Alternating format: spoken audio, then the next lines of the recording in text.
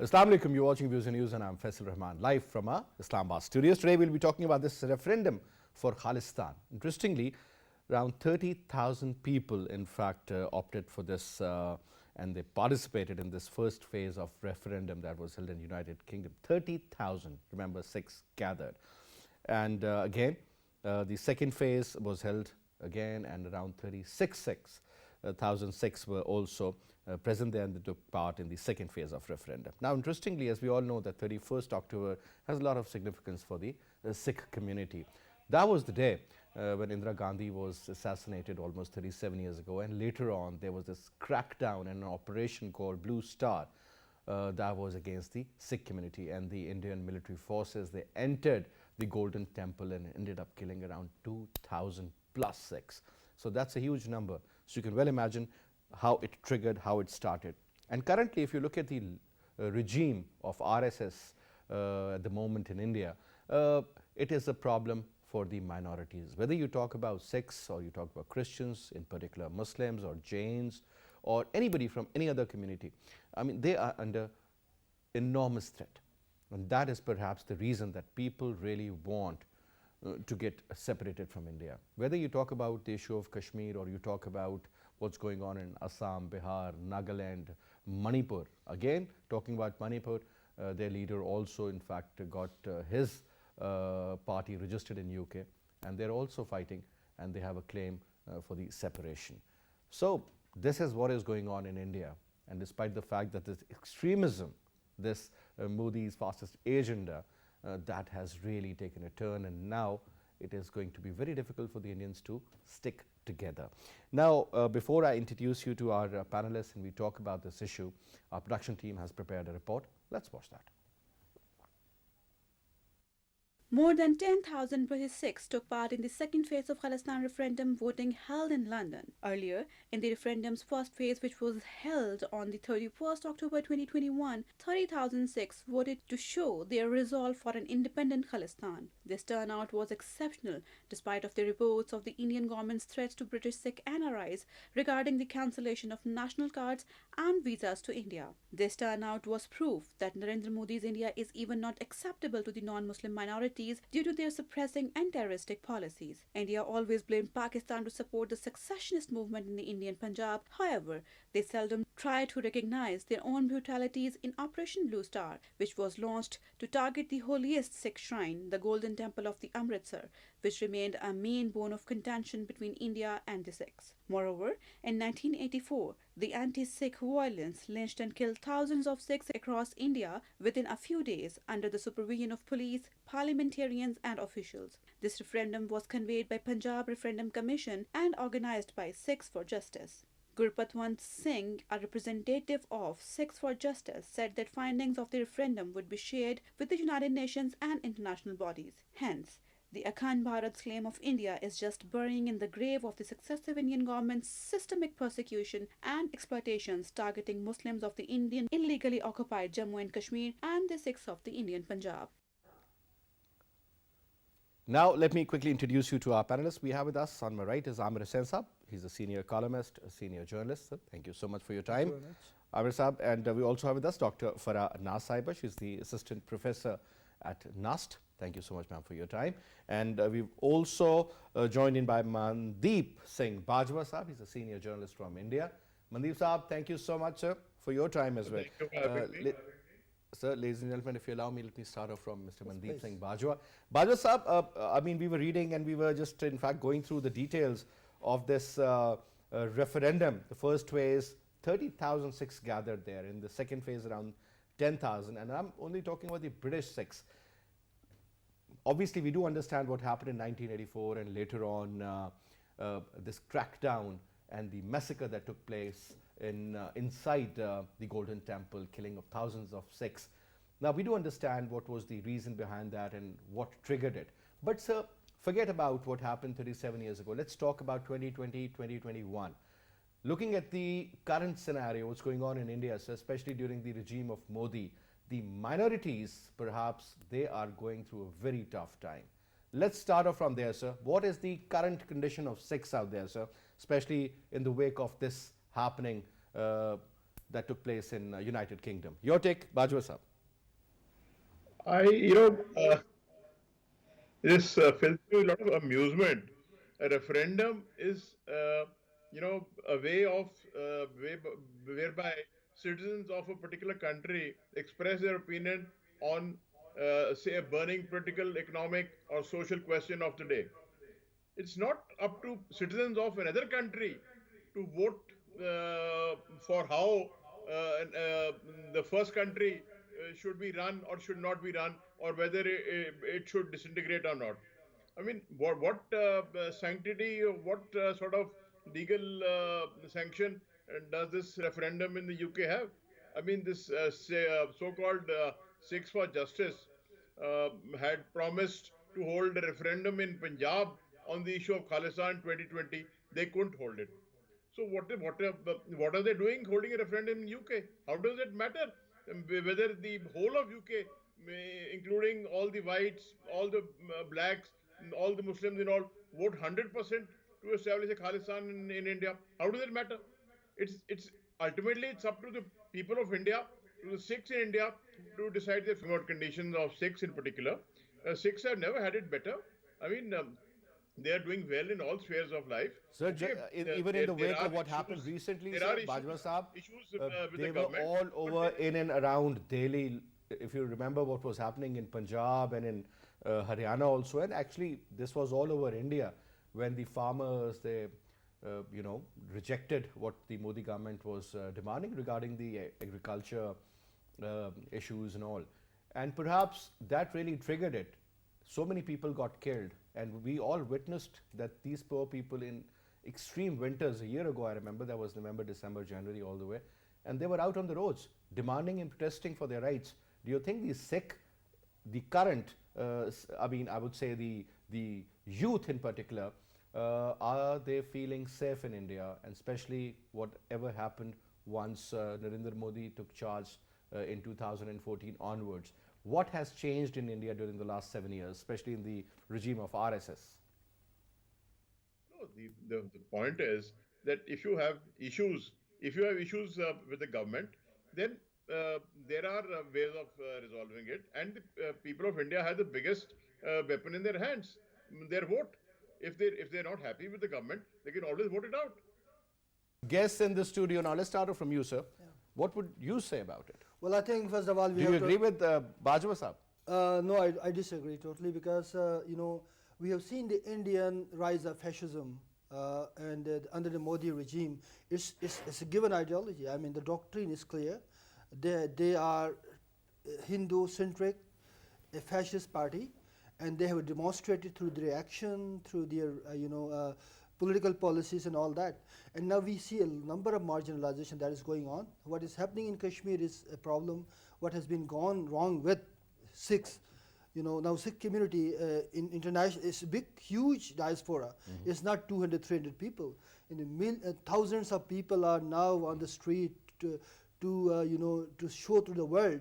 They cannot do it in India because India is now a fascist regime. There is brutalities that are going on. As you well said, that the farmer movement was a big movement, and there are 36 separatist movements going on. Even right after now in India. CAA, what is happening in the other part, on the extreme east of India? Absolutely. I mean, this is how, if you have a fascist regime, it will draw its legitimacy not from political and democratic process, but through a very, very reverse, a very, very reactionary ideology, which to safeguards its very parochial interest at the cost of the Indian democracy and secularism, whatever that was. I mean, this is a very difficult time, a tough time for the minorities in India. And it is everywhere. I mean, it's not only the Sikh community. Every community that is living in India has a certain level of, disappointment with the government. So if you are not a Hindu or not a Brahmin, that means that you are a second or third rate citizen Absolutely. That is absolutely, I mean, in job market, in employment, in everywhere, in social spaces, the social spaces are now divided across different, even within Hindus, if you are a Shudra or the low caste, they have different type of connotations that are part of the official policies and documents that the BJP is churning out. So what does it mean if you are a Dalit and living in India? What is that supposed to mean for you? I mean, it's one of the most difficult times to live because it is like, it's even worse than the colonial time. I respect the Sikh people resisted colonial power as well. Sikh had their own, now the Sikh people and the people from Dalit, there is a huge movement now going on in the low caste Hindus as well. The Christians were martyred, killed, Muslims were killed, and there are different communities who are now sort of, sensing a kind of solidarity to come together to fight the fascism in India. I mean, living as a Dalit is a nightmare in India right now. Ma'am, your take on the same point. Yeah, first of all, I think India, we need to correct that. India has no more democracy. It is Brahmanism and casteocracy, right? And I would say India, the Hindutva, has chewed democracy altogether. And whatever is left is the casteocracy, that I will put it that way. Yeah. So for that, we need to understand the numbers. Whatever our guest speaker was saying, I totally disagree with. Because in this age, facts cannot be covered at all. Everything is cleared there. So in India, 8 to 10% are Brahmins, and then 37%, including the Brahmin section, it includes all the high caste. The rest, 63%, are all this scheduled class, including the minorities, which means 25% minorities, and then 42% of the scheduled class. So 10% is ruling the rest of the 90%. How is this possible on earth, where they speak about fundamental rights, where they speak about giving rights to everyone? When you said Indian democracy is by the Hindus, for the Hindus, I completely disagree with that even. India has no more democracy. The democracy or the casteocracy, whatever is there in India, it is for the Brahmins and by the Brahmins. No one else is considered there. And I would say thanks to Hindutva that today we can see movements like Khalistan, and Khalistan is emerging. So it's just the beginning. And I think the bombshell is right there, where slowly and steadily, each one of them, the minorities that you were speaking about, Dalits, each one of them are going to demand their own position there. And of course, it's all going to be having independence there. Ma'am, if you remember what happened during the Operation Blue Star, 1984, started when Indira Gandhi was assassinated by his Sikh bodyguards. And the way the Hindus reacted, in particular the way their military was told to just go and crush. And this is what, I was a kid, I remember, but still when I read about it, I went through the details and all, it was unbelievable. The way those people were massacred in thousands, women, children, elderly, all those who were seeking for shelter, they were butchered out there. So if that kind of an ideology existed then, and currently you have a regime which is a hardcore fascist, absolutely. So what should you expect from them? I think I will not blame them, because there are around 300 languages, 25 religions are living there, several groups are living there. It's very hard for them to bring them all together and let them live as well. Huge tolerance is required, and they need to have big heart, which they lack in. So a country which is an amalgamation of so many ethnic sectarian groups, and over there they lack in tolerance, they lack in giving each one of them their due share. They don't believe in democracy. They claim to be democracy, but they are no more democracy. I would say when I look at Indian society and Indian culture, I think India is the biggest example of diversity, because they come along with several cultural backgrounds and all. But under Hindutva, everything is ruined. Nobody is paying attention to what actually Hindutva has done to them. And it's not only, as you were referring to, it's not only the minorities who are getting threatened there. Hindus themselves are a big target of that. If you don't belong to the Brahmin class, you don't belong there. Just go and just travel somewhere else. What sort of country is that? And our guest speaker, he was speaking about that, how we are treating our minorities. The other day, there was some Indian festival going on. All Muslims were dancing along with the Hindus. Can they do the same on Indian soil? Impossible. Even in Islamabad, Diwali was celebrated. We all do so. Holi, we do celebrate Holi, we do celebrate Diwali, and we do put it there on the media as well. Can they dare to do that? Hindutva and its followers will crush them. Well, sir, Mandeep Singh, sir, the point is that when we normally step out, and I'll be very honest, the most respected, I would say, religion in Pakistan perhaps after the Muslims, that is Sikh. I mean, the way they are greeted, the way they are looked after, and especially after the opening of Kartarpur.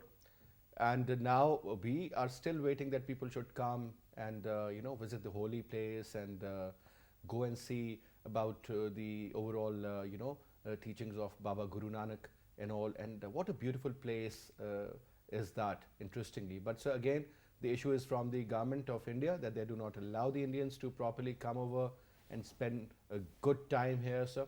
Secondly, when you talk about even the Christians, sir, I myself, I was in fact raised during the early 80s, and I was in a missionary school, and at least 60 to 70% of the overall students were Christians primarily, sir, or foreigners. Interestingly, there was no concept, and even now, sir, I see there is nothing wrong. Perhaps it is just a mere perception that one or two incidents might have taken place and eventually those were promoted to an extent that it seems that everything is like that in Pakistan. It's not. So when you say that we have got a lot of factions within Islam, yes, it's true. But sir, how many times recently have you seen Muslims killing Muslims, or one group going after the another and getting involved in a massacre or something? No, sir, it doesn't happen. I think the government of Pakistan, whether it was of PMLN or Pakistan People's Party, or even the current government of PTI, the way we have been told to make sure that tolerance and acceptability is the key. And we are following that, sir, and things are great. Don't you think that these two elements, tolerance and acceptability, perhaps are missing in your culture in India? Well, firstly about Kartarpur, the reason why more people are not visiting Kartarpur is they don't want to get the Pakistani stamp on their passports. I mean, I'll be frank about it, brutally And why is frank, that so? if you think so. Okay. Secondly, if we're talking about Pakistan's treatment of minorities, come on, don't make me laugh. I mean, we are commemorating the 50th year of the 1971 war. Why do you think all that happened? Because of your intolerance for the majority. I mean, the Bengalis were the majority in your country, and yet you were not willing to let them have a share in power. And they took the only way out. The only recourse left to them was separatism, which they took. I mean, after a brutal crackdown. Look at the massacres which happened in East Pakistan. Look at the number of people, lakhs of people who were killed, women who were raped. I mean, how can Pakistan claim to be a messiah for the minorities in that country after having brutally massacred the majority community in that country? And as for Sikhs, their complaints every day. Well, in fact, Sardar Sahab was talking about 1971. Ma'am, I'm just coming to you. And interestingly, my own father was a prisoner of war at that time. He got captured in 1971 when Dhaka fell for about 3.5, 4 years. And interestingly, when he came back, I mean, I used to ask him little questions that why is this thing over here? Because he was tortured, right? Or something on his back or something.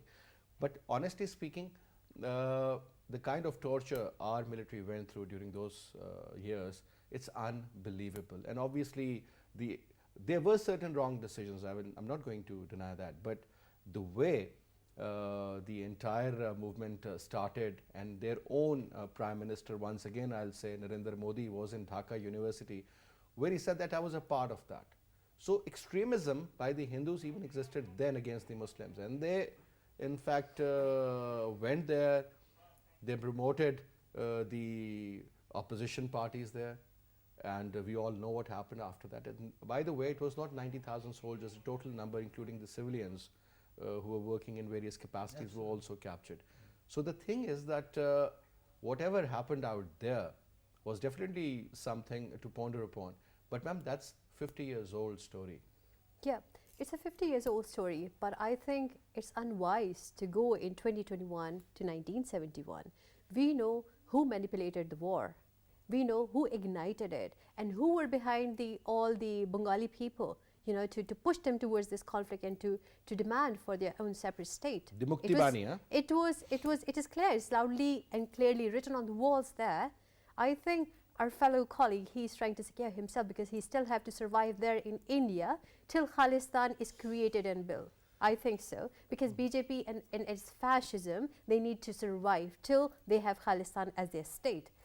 I would say is thanks to BJP that whatever efforts all these people put together to create a state, India, and to have it. So they have lost it. And BJP and fascist and Hindutva, under that everything is gone. Now there is no more Indian state which can say that and proudly say that they are having all these communities together. I think who will know the cost of extremism other than us?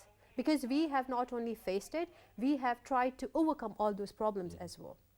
And I think we share the pain that whatever Indian people are going through. And we have seen it, how to go about it, how to control it. It was not only a financial cost of more than $100 billion, but it was a human loss of more than 80,000 people that we lost in the war on terror and then extremism. And then how we controlled it. I think we have gone through this entire process that they are going now. I would say we got independence together, but we are more a step ahead of them as compared to them, whatever they are doing now. Yeah, I think that's true. I mean, it is not good to quote the bad examples and follow them. So if India is trying to follow what happened in the debacle of Bengal, that is really bad example to quote, because now in India we have, as I said earlier, 36 separatist movement, and they are strong, they are rising day by day, and they're gathering momentum because the whole country is now under siege of a dictatorial fascist regime, elitist Brahmin regime, which is not democratic anymore. And also I think India never accepted Pakistan, and when Pakistan was created, this was the Nehru, when he was saying that Pakistan will be dismembered. You know, it is written it's written in the books. So I think the all conspiracy, all intriguing you think that India did has a long story to tell, but we also we know that we have to do self-reflection as well. We have not a lot of wrong things we have done in the past, but we have to learn and move forward. So going back to 50 years and saying that since Pakistan did in 1971, so we are doing now, doesn't make sense. So India is doing it now. It's not learning any lesson. It's not moving ahead. Because What could be the reason for that? Why? well, I think What exactly is brewing in Modi's mind? I think the political legitimacy he wants to draw is from a Hindutva ideology, which is easier way to manipulate the masses appeal, and they is doing that, because Modi has his own blood on his own, at his own hands, because he was involved in the Gujarat massacre. He's one of those. And even people. then, Amit Shah was his right hand man. Amit Shah was his right. in Gujarat. So I think part of is that. Secondly, they have this the corporate insignia, this corporate branding, the saffron branding, using the Hindu symbolism to attract the corporate funding, and these huge temples. The temples have millions of dollars worth of gold they have gathered. So it's a huge political cloud this is gathering from Hindu fundamentalism, and I think that is his strength. Otherwise, in a democratic and secular democracy, I don't see people will be voting in someone lunatic like Modi for a political. What about the forced conversions of Dalits and the non-Muslims? It is happening because Yeah. the Dalit mostly have been converted, and they are, and also one is the forced conversion. Second is if you live in a neighborhood where there's a RSS operators are working, it is unlivable completely if you don't buy to their ideology. So people have their own compulsions they have to just comply with, because the whole state machinery and the whole judicial system, whole political system, whole establishment, military establishment is used to, to beef up those ideas of Hindu purity and supremacy. So that's dangerous. Ma'am, once CAA was introduced, so millions of Muslims, especially in the eastern side in Bihar, Assam, and close to the bordering areas of Bangladesh, I mean, they have got no place to go now.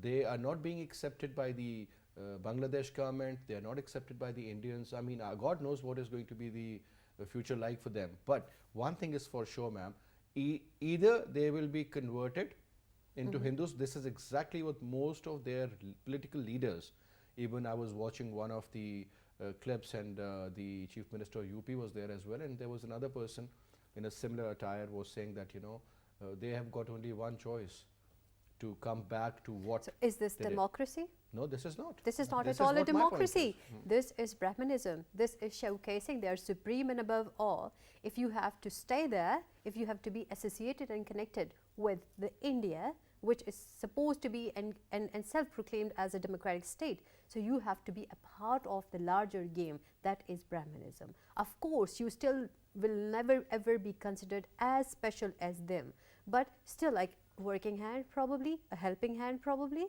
So this is how things are. You have to be converted, you have to be working for them in closer alliances. And I would say that this discrimination, this attitude of supremacy, it is not only limited to India, it is expanding beyond borders now. And all those diaspora who are living overseas, they are acting as the agents of Hindutva there. And then they are controlling the social media platforms, internet facilities and everything, and they are generating the Hindutva ideology across the social media platforms. And through that, Hindutva is achieving its goals not only within, but outside. Within is all in their control, but outside as well. I'll just give you another example, ma'am. Amit Shah was in Kashmir, if you remember. And interestingly, that was the time when the match was played during the World Cup. And we all saw what happened out there. Most of the people, I mean, it's a game at the end of the day. If somebody is performing well, we love Virat Kohli, we love Rohit Sharma. I mean, they're brilliant players. And we really appreciate their skills and the way they bat. But the moment they lost, whatever happened out there, we all know. Students, teachers, anybody who was just even clapping on a good shot or something was picked up. And This is how things are. certain charges were framed, and then, I mean, those were like the anti-terror acts also. I mean, they were, and I failed to understand what exactly is going on. And that did not only happen in Kashmir. All the Kashmiri students all over India were picked up. This is exactly what is happening out there. So You this talk is- about extremism, this is something Yeah. beyond that. So it's beyond that because they have the political power as well, and power let them do whatever they want to. Recently, what they did when they had their match with Afghanistan, they manipulated it. Everything was there. How could they deny those kind of facts that where we know what sort of manipulations they were trying to do for the Afghanis to sell them that, okay, we will give you money and you lose the cricket match. And what they did with the Muslim boy who is in the team of the Indian, they treated him Mohammed very Sami, badly. yeah. Yes, and how all the superstars like the Shah Rukh Khan's son is treated there. These That is are again a all political issue. These are all very very solid examples to understand how Hindutva control the population, how they shape their narratives around the entire masses. And I am literally shocked to see the world is not coming up against them. How you doing it? Where are the human rights people? Where are all those agencies who proclaim that we are the people who defend rights across the world? And if something is happening at any point of the world, we are there to help and secure people. When it comes to India, nobody is coming up. And if someone else dare to do it, they will always be there. Let's take our example. Let's be blunt. If we do something, they will come up and they will intervene in our affairs. Why India is still considered so special in the international community? I'm not getting this answer. I mean, nobody is actually. But where is it leading then? Amir sir? Well, I think this is leading to an absolute crisis. The Indian society Is it just a threat within India, or this threat is spreading beyond out, the borders it's of spreading India? out and it's going beyond the borders. And because India claims to be the bigger power in the region, but what it's exporting right now is not democracy, of course. It is exporting the fascism. It's exporting the Terrorism, I would say. terrorism, nostalgia, and the Hindu supremacist ideology. And I think that is something that which has destabilized the whole region. I mean, if you look at what they are doing in Nepal, for example, and then in Bangladesh and other areas. So the Indian, the very Indianness, Hinduism was not a religion, traditionally. Hindu name was given to the people living across the Indus. So now it has become an insignia of a fascist Hindu regime, which is hollow from inside. But international investors are going there with money, huge money, because they see that if you want to make good consumers out of people, keep them ignorant, keep them fascist, keep them following you, imitating everything. And where is it leading? It's leading to Just looking at India as a market? It's That's all, it. it's a market, but it's collapsing inside because you cannot run economies only on the basis of consumerism that is based on a fascist ideology. You have to create political doctrines. You have to create economic spaces. You have to create social spaces for people to live together. India's only survival is in a secular democratic country because it's a huge diverse country. It has number of ethnic groups, number of religious people, different people having different religious identities.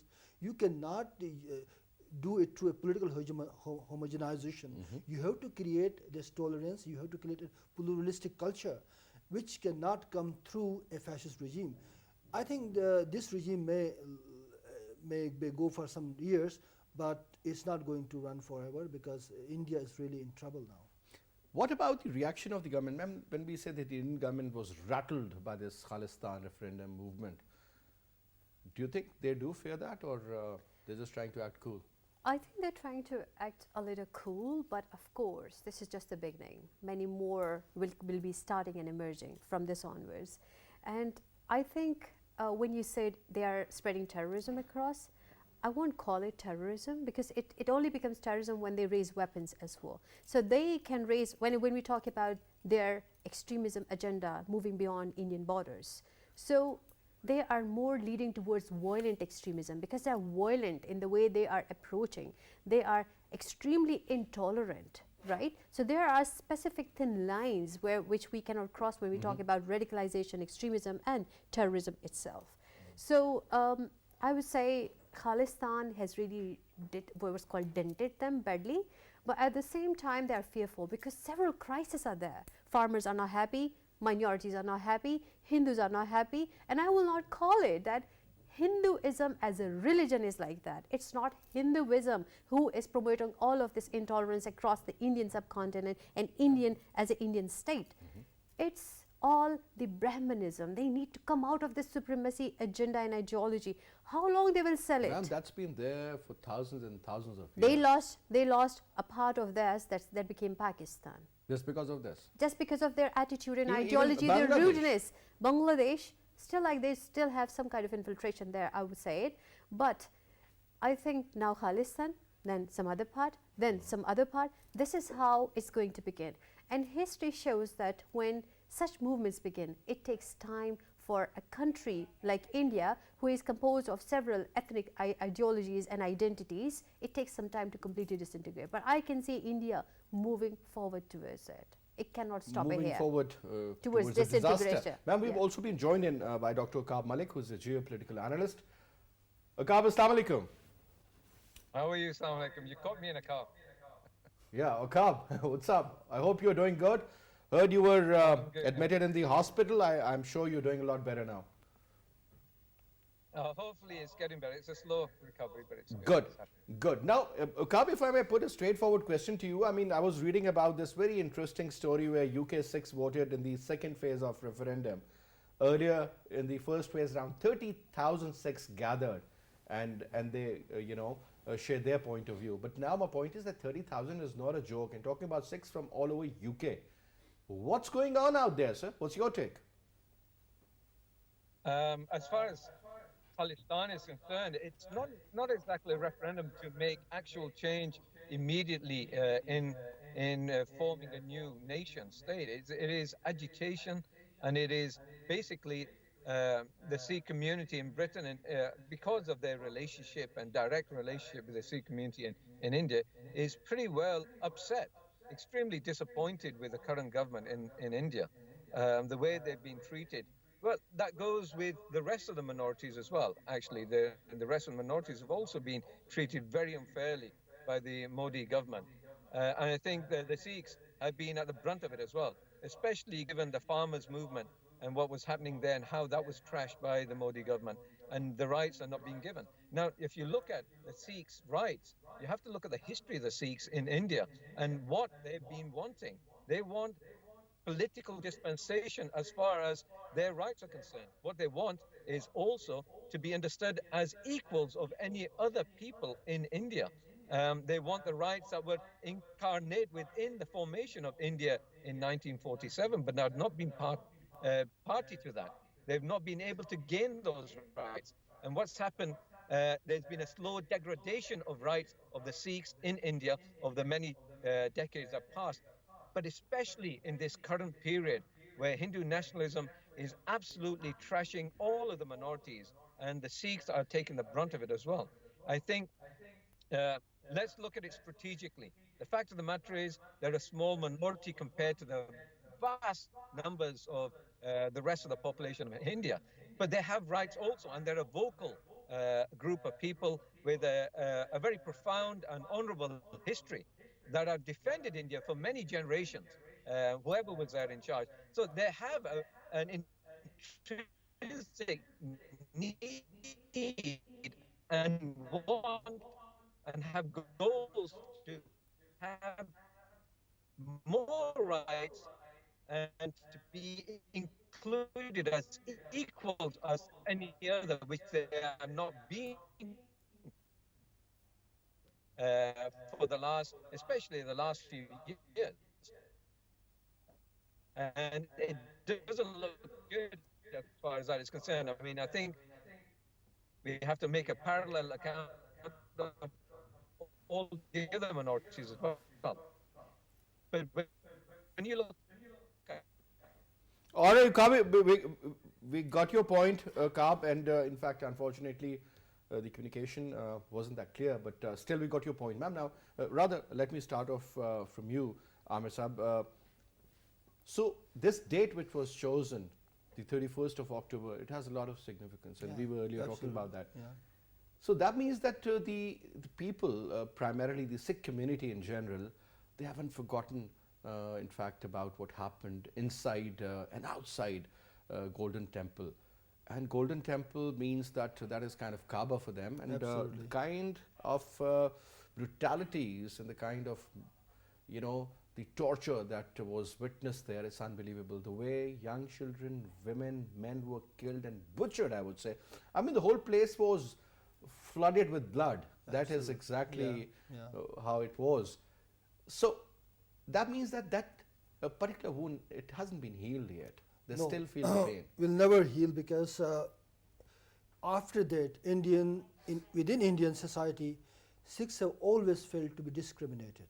I mean, they feel it, and they you know, because the Sikh community believes that in the anti-colonial movement, they were one of the fighters who resisted colonial power, the British Empire, and who fought, who died, and who were one of the most celebrated fighters of the anti-colonial movement.